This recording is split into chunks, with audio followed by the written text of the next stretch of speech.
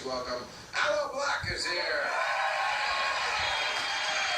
Hey man, great to meet you. How you doing? Very good. I am so glad you're here. It's Oscar weekend, so we thought we'd talk about the music industry. Wonderful. We're a little behind here. And I mean, one reason I wanted you here is because I read your article in Wired magazine, and you're one of the few musicians who's willing to really speak out about the music industry. I'm your fan. I'm also a fan of music in general, and I'm a little worried about it. Because when I turn on the hits station, I just want to drive my car into a cement wall. Tell me, Aloe Blacc, why do I want to drive my car into a wall when I turn on the hit station? Wow. Well, probably because you're not feeling the music that you're listening to. True. And I think, there's a lot of people out there that are forcing hits, trying to make things out of nothing. And that comes from the climate of the music business. With the past 2 decades, there's $7 billion missing from the music industry. And so people are trying to get that money back any way they can. Well, yeah, but they don't seem to be succeeding. And, I must say, first of all, I'm not one of those people, even though I'm not as young as I once was.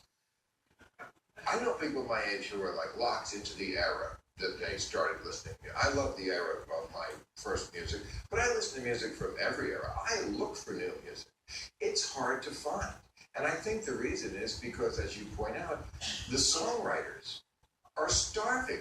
They don't pay for songwriting anymore, right? It's all gone to the producer and to Spotify. Yeah, money's missing, especially going to the songwriter. And a lot of it, I think, largely is because of the laws. The laws don't really protect songwriters in order to be able to negotiate for this. Tell me, wake me up. Was it one of the biggest, or the biggest hit, I think, of that year? It was the most streamed song ever on Spotify, and at Pandora, for 168 million streams, to the 3 writers, we earned a little over $12,000. So for the biggest hit, Avicii had the credit on it, even though you wrote it and sing on it. I don't understand that. That's fucked up right there. And you're not the only one. I mean, Happy. Have you ever heard that song, Happy? That 43 million spins, he made 2,700.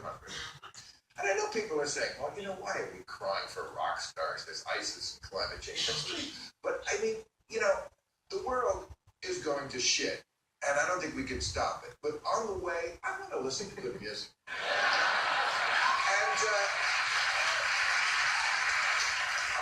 I want to be there to give you that good music. yeah, well, you do, because you're a songwriter. But I don't think they prize the songwriting anymore. And that's why the music, I mean, you wrote in Wired, it has no nutritional value. Well, there are a few songwriters that are out there really fighting for change. And there are a lot of really good songwriters out there that are putting out music. It may not make it to the mainstream. The goal here, though, is to incentivize songwriters in a major way by working with Congress, let's say, to change the laws to make sure that they have a say in what the value of their song is worth. A song like Imagine, John Lennon, is worth a statutory rate equal to Who Let the Dogs Out. I don't think intrinsically that makes any sense. Yeah, I love Who Let the Dogs Out. Yeah. Well, they've raped Imagine before. I mean, he wrote the lyric, Imagine No Religion. And after 9/11, they changed it to Imagine One Religion. Wow. Yeah, I like the first version. But we digress. So you said $7 billion, right? That's what the industry brought. In 1999, sure, it was worth $14 billion. Still sounds like a lot of money. Sounds like there should be enough money to actually pay people. This is why Taylor Swift got off Spotify, right? I applaud her for that. She said, I don't want to go along with this idea, and you hear a lot of musicians say it, that we don't care what we get paid. We just want people to hear the music. It's easy to say after you've made it. Partially, a lot of the reason I think is, removing music from Spotify is also about control and having control about your art. I'm a songwriter. The songs that I write are dear to me, and the message is dear to me. I wouldn't want for Charles Manson to put out a version of Wake Me Up. I should have control over who gets to sing that song, but the copyright law for songwriters doesn't allow that. So I actually might want to hear that. You would, huh? Wow. Well, I would do my best to try to restrict it, but I don't even have the control to restrict it because the law doesn't give me the chance. And these are because of archaic laws that were Archaic for the digital era. Yeah, written in 1909 when mechanical pianos were the musical players of the day. And in order to control how a copy of a scroll of music was compensated, somebody could copy that, and they just had to pay a 9-cent royalty. But when artists started covering songs, that law transferred to them. So, I think as technology changes, as the system changes, so should the laws. But I know that I know this because I made a movie called Religulous, and I had to buy music. Thank you. Those are the people who like the original Imagine.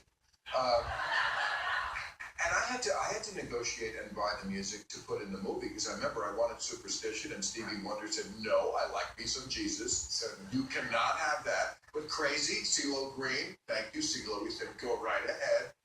So when it comes to songwriting and publishing, the one place that songwriters do have control is when it comes to a synchronization with a visual context, with film and TV.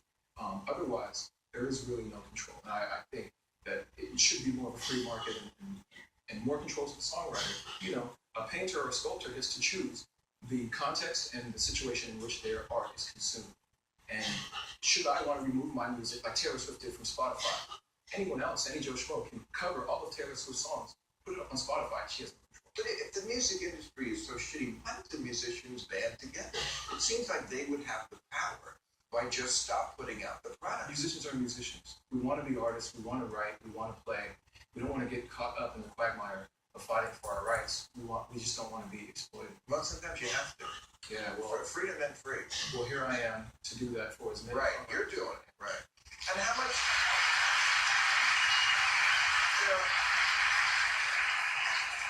how much do you blame the consumer? I mean, I think there's a whole generation that thinks music is supposed to be free. Well, I think music should be excessively free. I don't think it necessarily should be free in terms of compensation.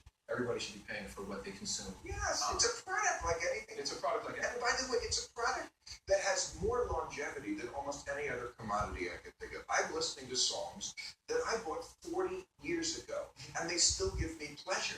I can't think of anything else besides my dick. You're willing to pay for that gave me pleasure 40 years ago.